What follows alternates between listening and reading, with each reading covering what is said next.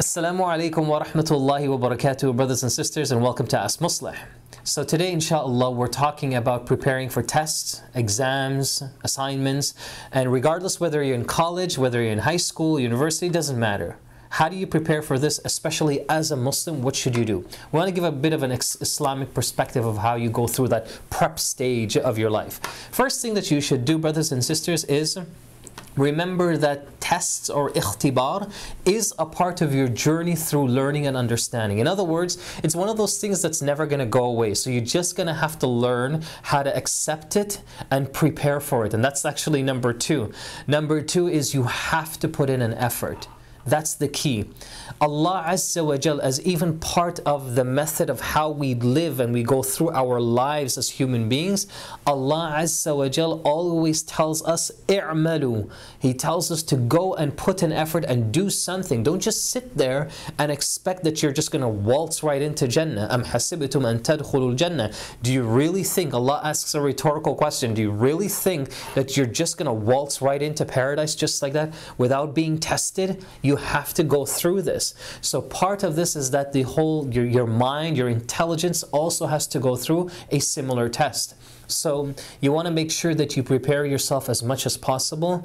And most importantly, most importantly, I can't emphasize this enough, guys, and that is to make sure that you always at the end of your efforts have trust in Allah. Have your tawakkul and your reliance in Allah. Allah Azza wa Jal is the one that's going to give you tawfiq and success when you get into that exam room.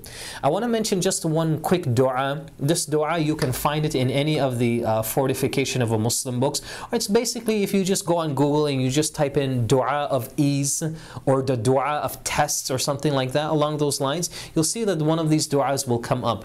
One important dua that I love and I use it all the time is when the Prophet ﷺ mentions, Allahumma la sahlan illa ma ja'altahu sahla fa anta taj'al al-hazna idha shi'ta sahla.